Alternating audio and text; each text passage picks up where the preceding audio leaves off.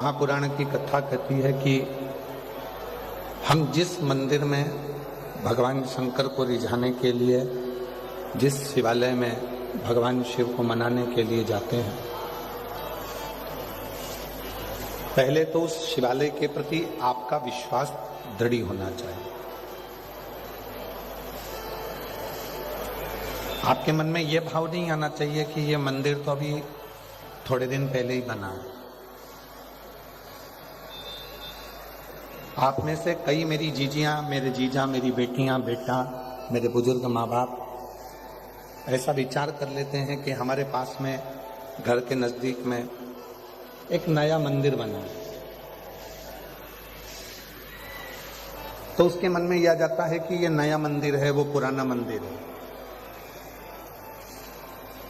यह नया मंदिर है, वो प्राचीन मंदिर है। पर शिव महापुराण की कथा तो कहती है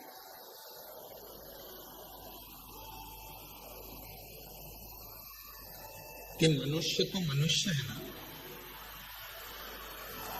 कई लोग कह देते हैं ये पुराना मंदिर है, ये नया मंदिर है, ये प्राचीन मंदिर है, ये नया मंदिर है। एक बात आपसे पूछें, छोटा सा बच्चा है, चाहे वो 4 साल का है, चाहे वो 3 साल का है, चाहे वो 3 महीने का है, चाहे वो 3 दिन का है, चाहे वो 30 साल का है, चाहे वो 35 साल का है, चाहे वो फिर 75 वर्ष का हो गया, 80 वर्ष का हो गया, 90 वर्ष का हो गया, 100 वर्ष का हो गया। यदि किसी व्यक्ति ने उस व्यक्ति को त्राण दिया, कोई परेशानी दी, कोई कष्ट दिया, तो सजा तो वही की वही है जो 10 साल के बच्चे की है, वो 25 साल के व्यक्ति की है, 3 महीने के बच्चे की है, चाहे वो 90 साल के व्यक्ति की। तुमने अगर उस बच्चे को कष्ट दिया है, चाहे वो 3 महीने का है, 6 महीने का है, 6 साल का है, 12 साल का है, 18 साल का है, 25 साल का है, कोई 50 साल का है, कोई 100 साल का है, उसको अगर तुमने कष्ट दिया है तो आपको सजा उतनी ही भोगना पड़ेगी। उसी तरह नए मंदिर में चाहे भगवान शंकर बैठे हों, चाहे प्राचीन पुराने मंदिर में भगवान शंकर बैठे हों, आप किसी भी मंदिर में जाकर एक लोटा जल चढ़ाओगे, फल उतना ही प्राप्त होगा जितना 12 ज्योतिर्लिंग में जल चढ़ाने से प्राप्त होगा। फल उतना ही मिले, फल वैसा कि वैसे ही प्राप्त होगा। कई लोगों के मन में भ्रम हो जाता है कि नहीं साहब, अमरनाथ जी जाएंगे तो भगवान शंकर मिलेंगे, केदारनाथ जी जाएंगे तो भगवान शंकर मिलेंगे, काशी जाएंगे तो भगवान शंकर मिलेंगे, उज्जैनी जाएंगे तो भगवान शंकर मिलेंगे। मिलेंगे शब्द क्या है? मतलब अभी भी आपके अंदर ये भाव है कि भगवान मिलेंगे।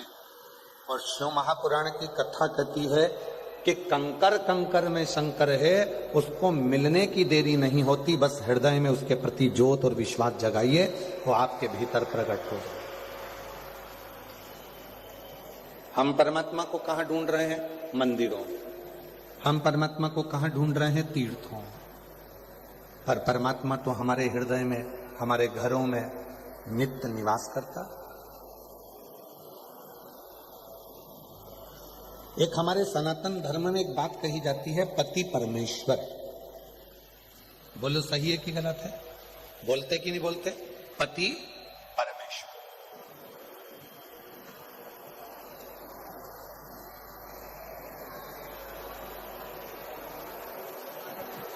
और यदि हम पति को परमेश्वर कह रहे हैं तो पति को ये ज्ञात होना चाहिए कि मेरी धर्मपत्नी आपको परमेश्वर मान रही है, तो आपको भी अपनी धर्मपत्नी को परमेश्वरी, जगतजननी, जगदम्बा, मां अंबा का तो स्वरूप मानना ही चाहिए।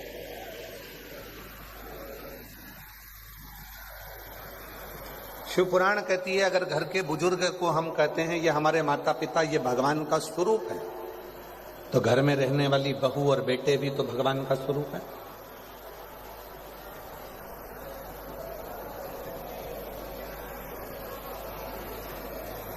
वो भी तो भगवान का स्वरूप है।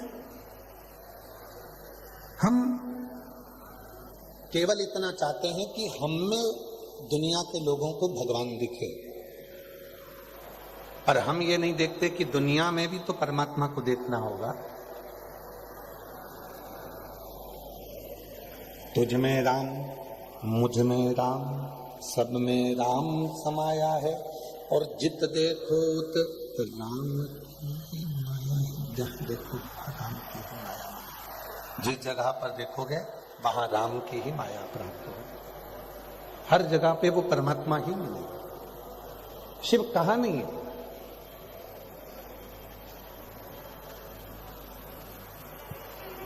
एक बार मां जगत जननी जगदम्बा अम्बा पार्वती जी पार्थिव शिवलिंग का पूजन कर रही थी। थोड़ा समझिएगा, 15 फरवरी 2026 महाशिवरात्रि है। इस बात को थोड़ा सा ध्यान दीजिएगा, बहुत सावधानी से। पार्वती जी पार्थिव शिवलिंग का पूजन कर रही हैं। पार्थिव लिंग का निर्माण करा, मिट्टी लेकर आई, मिट्टी का शिवलिंग बनाया। शिवलिंग बनाने के बाद में पार्वती मैया ने अपनी सखियों से कहा कि जाओ शंकर जी के लिए पुष्प लेकर।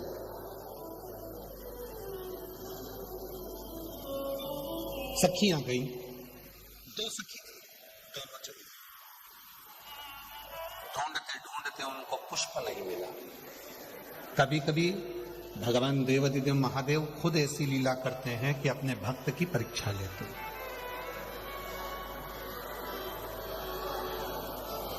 भगवान स्वयं परीक्षा ले रहे हैं, भगवान स्वयं परीक्षा करते हैं। कभी परीक्षा लेता है, कभी कभी भगवान परीक्षा लेने लगते हैं, परीक्षा लेते हैं। गए और कहीं पर भी जाकर उनको पुष्प नहीं मिला, पुष्प प्राप्त ही नहीं। सखी वापिस आ गई। पार्वती जी ने पूछा, क्यों? मैंने तुझे पुष्प लेने के लिए भेजा था, तुझे मिले नहीं। दूसरी सखी भी वापिस आई। पार्वती जी ने पूछा, क्यों? मैंने तुझे पुष्प लेने भेजा था, तुझे मिले नहीं। दोनों सखियों को पार्वती जी को चढ़ाने के लिए, शिव जी को समर्पित करने के लिए पुष्प नहीं मिला। तब माता पार्वती जी ने केवल अपने हाथ का स्पर्श किया, केवल अपने हाथ का स्पर्श किया और दोनों नेत्रों को हाथ लगाकर शिव जी के शिवलिंग को छू लिया। इतने में भगवान शंकर प्रसन्न हो गए, प्रकट हो गए शिव सामने। अब क्या दिया? पार्वती जी को पुष्प नहीं मिले, उन्होंने पुष्प नहीं चढ़ाया, तो पार्वती जी ने क्या प्रदान कर दिया? शिवलिंग को हाथ लगाकर, अपने नेत्रों को हाथ लगाकर शिवलिंग को छू लिया। मतलब, हे भोले बाबा, आज मेरे पास चढ़ाने के लिए पुष्प नहीं है, पर ये नेत्र रूपी पुष्प मैं आपको समर्पित कर रही हूं। ये नेत्र आप।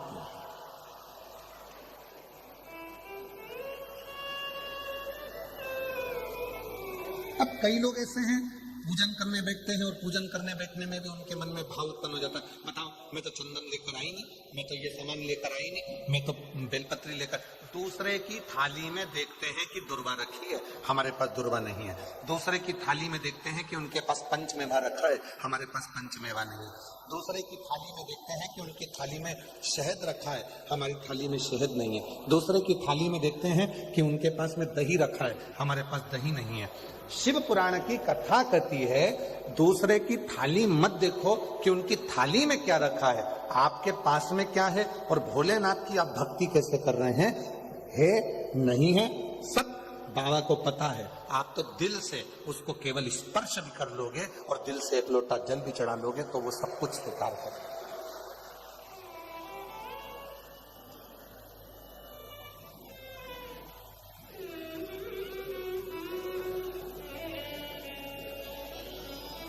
कई लोग कहते हैं, गुरुजी, कई लोग ना जाने कितने कितने महाराजों के पास जाकर पूछते हैं, क्यों बाबा जी बताओ भगवान कैसे मिलेगा? अब महाराज जी को ही नहीं मालूम, उनको ही आज तक नहीं मिला। क्यों? क्योंकि वो परमात्मा को ढूंढने के लिए निकले। शिव महापुराण की कथा कहती है, कोई आकर पूछे कि भगवान कैसे मिलेगा, भगवान कहाँ मिलेगा, भगवान को प्राप्त करने का तरीका क्या है, भगवान को कैसे ढूंढा जाए, भगवान को कैसे प्राप्त करा जाए, तो निवेदन है इस प्रश्न को समाप्त कर दो, क्योंकि भगवान को ढूंढने की जरूरत नहीं पड़ती। भगवान तो तुम्हारे हृदय में पहले से निवास करता है, उसको प्रकट करने की जरूरत।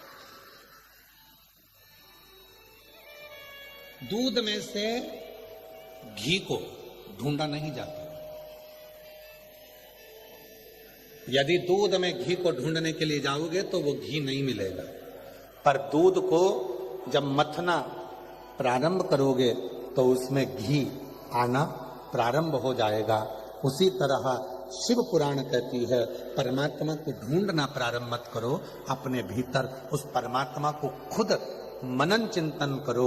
श्री शिवाय नमस्तुभ्यम जब हम भीतर से जपेंगे, पंचाक्षर मंत्र नमः शिवाय जपेंगे, षडाक्षर मंत्र ओम नमः शिवाय का जब हम जाप करेंगे, तो वो भीतर से स्वयं शिव हमारे सामने प्रकट हो जाएगा। ढूंढना नहीं है परमात्मा।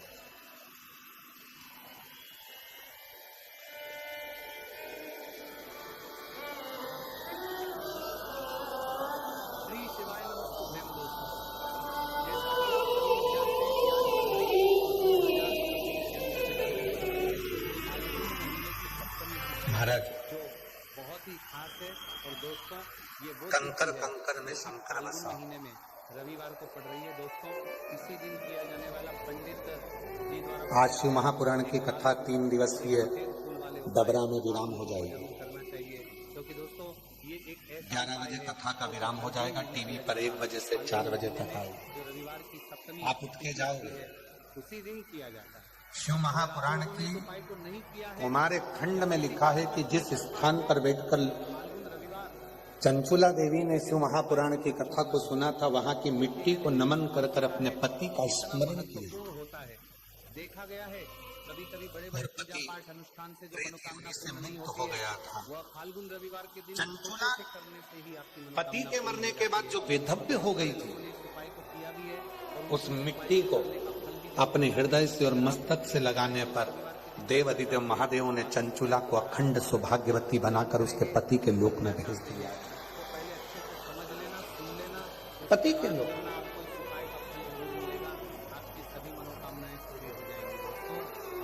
अब ऐसा मिट्टी में क्या है, तो शिव महापुराण की कथा कहती है कि जिस स्थान पर बैठकर श्री शिवाय नमस्तुभ्यम बोला जाता है, नमः शिवाय कहा जाता है, पंचाक्षर मंत्र का जप किया जाता है, षडाक्षर मंत्र ओम नमः शिवाय जपा जाता है, इतने लाखों भक्त एक साथ बैठकर जब भगवान के नाम का उच्चारण करते हैं, तो वो भूमि में जो कंकर है, भूमि में जो कण कण है, वो कण कण शिवमय हो जाता है और उसको अपने शरीर पर लगाते से ही हमारी जिंदगी का सारा सुख हमें प्राप्त हो जाता है।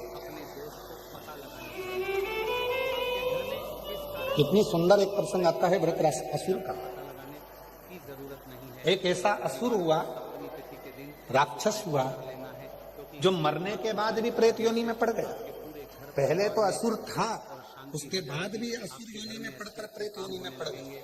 आपकी जो भी मनोकामना होगी वह भी धीरे धीरे करके एक शिव भक्त शुरू हो जाएगी। अब हम भगवान शंकर के मंदिर में जल चढ़ाकर शिव जी की भस्म को अपने सिर पर लगाकर आ रहा था। करना है, किस करना है और कैसे करना है, देखो उपाय बिल्कुल आसान है, बस समझने वाली बात है, ध्यान से समझिए। भस्म मस्तक पर जो है इस उपाय शिव के मंदिर से आ रहा था। सबसे पहली चीज वीराना जंगल पड़ा, प्यास लगी, पानी पीने के लिए वो सरोवर में गया। जैसे ही सरोवर में गया और उसके मस्तक की भस्म, थोड़ी सी भस्म सरोवर में पानी में गिर गई और वो भस्म नीचे गिरी और कुछ दूरी पर वो प्रेत बैठा हुआ था उस सरोवर के तट पर। वो भस्म का स्पर्श उस प्रेत को हो जाता है और वो प्रेत उस प्रेत योनि से मुक्त हो जाता है। उस प्रेत योनि से घर की बड़ी माताओं बहनों में से कोई भी एक माता बहन इस वाले उपाय को कर सकती है। अपने पूरे घर परिवार के लिए घर में सभी सदस्यों को इस उपाय को करने की कल कथा में चल रहा था कि 3 बातें शिव को स्वीकृत है। पहला वाणी से निकला हुआ शिव का नाम, आपके घर परिवार के पूरे सदस्यों को दूसरा, उपाय का फल मिलेगा। भगवान अगर किसी देवादिदेव महादेव को बहनें घर में चढ़ाया गया 1 लोटा जल, वो इस उपाय को ना कर रही और हो, तीसरा कुछ दिक्कत हो तो भाई शिव का करा हुआ दर्शन। घर का कोई बड़ा व्यक्ति भी इस उपाय को कर सकता है। माताओं भूलवश भी, बहनों के कहने का मतलब ये था कि माताएं बहनें घर की लक्ष्मी होती है, जब भूलवश उपाय करती है तो निश्चित कोई माता ही जल्दी प्रसन्न होते हैं और उपाय का फल शिव जी के मंदिर में जल चढ़ाकर लोटा लेकर आ रही है, कोई माता लोटा लेकर मंदिर को जा रही है, कोई स्कूल का बच्चा छोटा सा लोटा लेकर मंदिर में जा रहा है, कोई स्कूल का बच्चा छोटा सा लोटा लेकर मंदिर से आ रहा है, कोई भाई मंदिर में जल चढ़ाकर अपना पानी का लोटा लेकर दुकान पर आ रहा है, कोई भाई घर से मंदिर तक जा रहा है। शिव महापुराण की कथा कहती है, अगर शंकर के मंदिर से कोई जल चढ़ाकर मंदिर से निकल कर भी जाता है और उस व्यक्ति के मात्र मुख का भी दर्शन हो जाता है तो व्यक्ति के संचित पाप समाप्त होना प्रारंभ होता है। सुबह के समय भी कर सकते हो, संपूर्ण पाप के समाप्त। समय प्रदोष काल में भी कर सकते हो। बोल बम का नारा है, जम के बोलो जरा, बोल बम का नारा है, श्री शिवाय, श्री शिवाय, हर हर। यदि कोई मंदिर से आ रहा है जल चढ़ाकर, कोई मंदिर जा रहा है जल चढ़ाने के लिए और शिव का दर्शन कर कर कोई आ रहा है तो उसके मुख का दर्शन भी हमारे जीवन को कृतार्थ कर जरूर मिलेगा। ये बात आपको समझ आ गई? धन्य। उपाय को सुबह और शाम दोनों समय कर सकते हो। मतलब करना आपको एक ही समय है, घर में से किसी एक ही बड़े व्यक्ति को करना है, एक ही बार इस उपाय को करना है, दोनों समय नहीं करना है। आपको जो समय अच्छा लगे आप उस समय पर इस वाले उपाय को महाराज। करते हैं। तो चलिए जानते हैं इन विशेष उपायों के बारे में, लेकिन उससे पहले जो भी मेरे भाई कोई पूछे तुमसे कि शिव कैसे मिल सकते हैं या मेरी आवाज तो उसको कह देना कि तुम्हें नंदी बनना पड़ेगा, अगर आप भी महादेव के सच्चे शिव भक्त जी हैं, मिल जाएंगे। तो वीडियो को लाइक और नंदी कैसा? सब्सक्राइब जरूर कर लें और शिव कमेंट को बॉक्स में लक्ष्य लिखें, बनाकर महादेव देखो। अब सबसे पहली एक बात आती है टकटकी से शंकर को निहारता रहता है, पूर्ण भरोसे अभी के आपसे साथ। बोला कि इस उपाय कोई तुमसे पूछे कि शिव कैसे मिलेंगे तो कह देना तुम्हें भृंगी और श्रृंगी बनना पड़ेगा। धन की समस्या दूर होगी, आपकी पैसों की समस्या दूर होगी। जो शिव के बिना, शंकर के बिना कहीं जाते ही नहीं। घर बनाने के लिए पैसा नहीं है, हमें गाड़ी लेना है, पर गाड़ी लेने कई लोग तो ऐसे हैं जिनको विश्वास ही नहीं होता है तो भटकते हैं। कमी पड़ रही है। थोड़े दिन दिक्कत परेशानी या किसी भी इनके पास चले गए, थोड़े दिन उनके पास चले गए, यहाँ से काम नहीं बना वहाँ चले गए, वहाँ से काम नहीं बना वहाँ चले जीवन में मतलब बहुत सारे गए। एक नारियल, 4 अगरबत्ती, एक मुट्ठी गेहूं या चावल लोग अपने घर में तैयार रखते हैं। जैसे ही उनको सूचना मिलती है वहां पे नई पवन उतरी है शरीर में, कोई घूमने वाली, जैसे ही किसी ने कह दिया मन नई पवन उतरी है, यहाँ से काम नहीं हो रहा वहां चलो, वहां चले जाते हैं। फिर थोड़े दिन वहां जाने के बाद भी काम नहीं हुआ, फिर दूसरी जगह चले जाते हैं, दूसरी जगह से काम नहीं हुआ, तीसरी जगह चले जाते हैं, तीसरी जगह से काम नहीं हुआ, चौथी जगह चले जाते हैं। ना जाने कितने कितनी जगह में घूम लिए।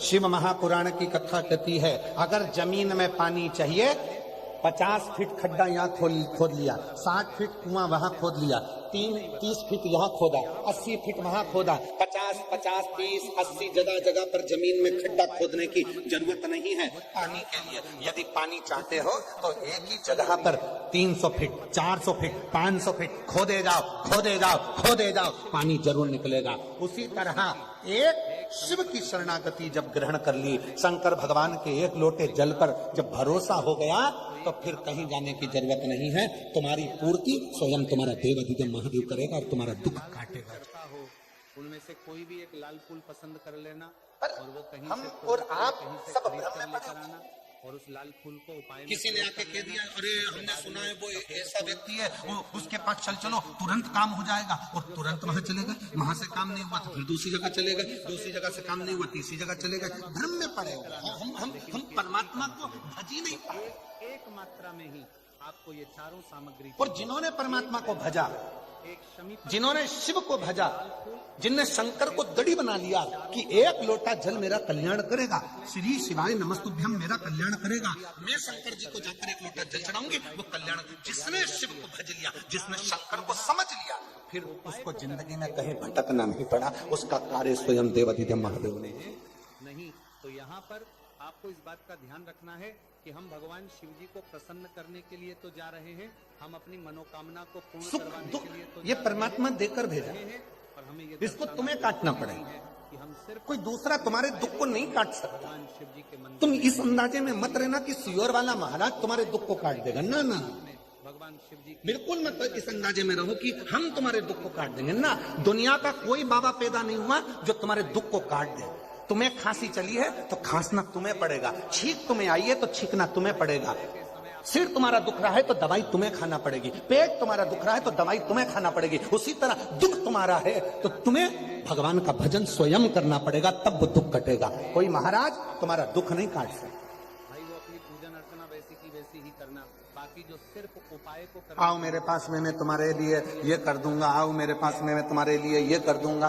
अगर ऐसे करने वाले मिलते तो कहीं जाने की जरूरत ही नहीं पड़ती। आडंबर में नहीं पड़ना, भ्रम में नहीं पड़ना, ढोंग ढकोसले में नहीं पड़ना।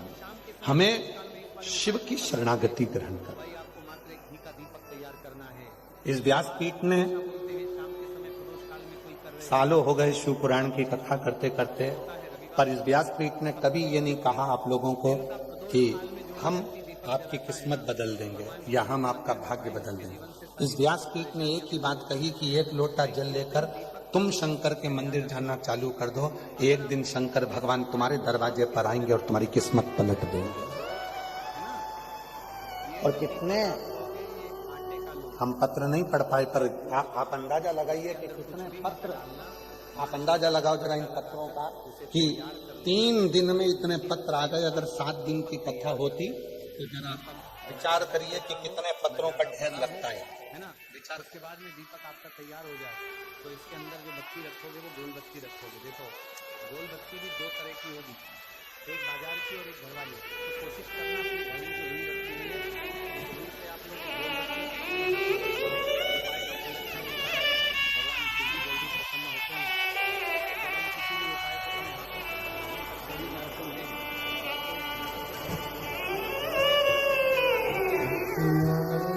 जरा विचार करिए।